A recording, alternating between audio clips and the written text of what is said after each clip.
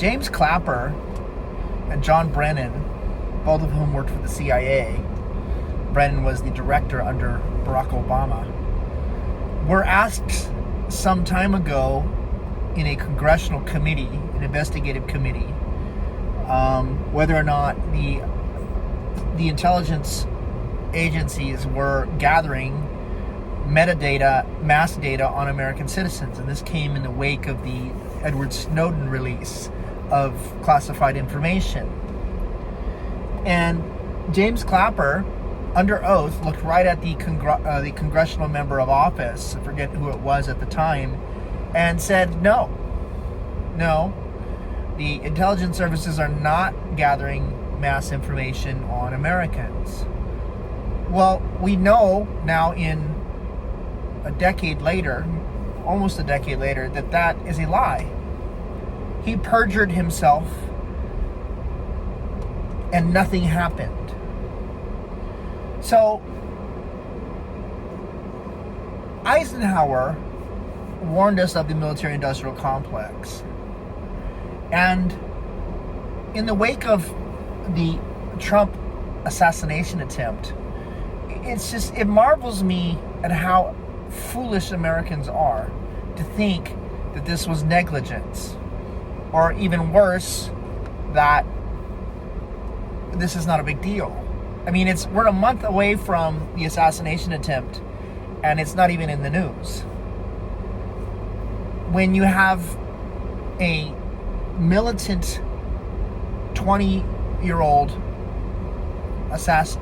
potential assassin in Crooks walking around with a backpack, a drone, a rangefinder, a ladder, and a gun around where Trump was about to give his speech, and the Secret Service saw all of that.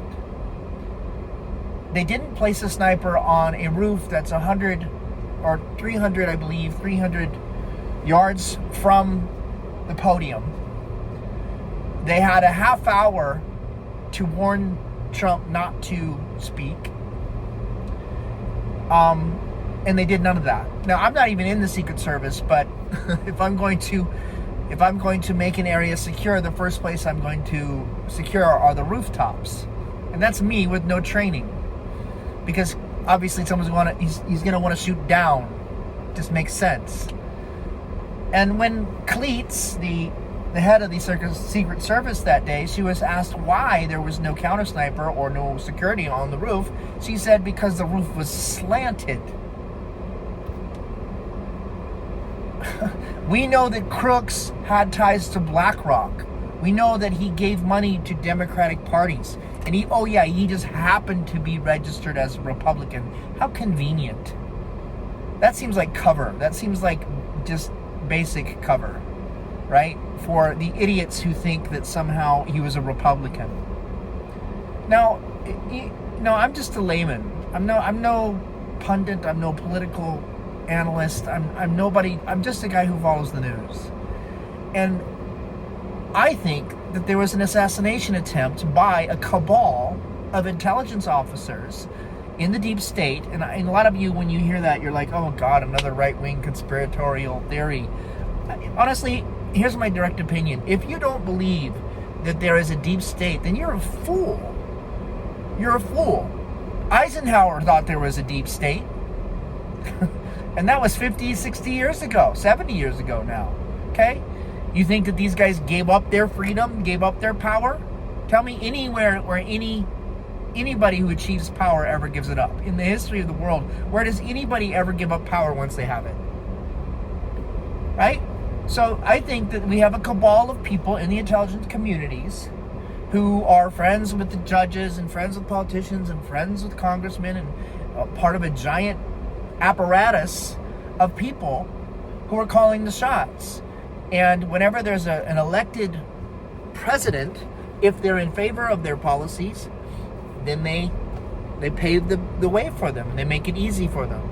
If they're against their policies, especially if they're a threat to the deep state, what do? They slow roll everything. They complicate everything. They make it obstacles. They throw in people that will sabotage their policies.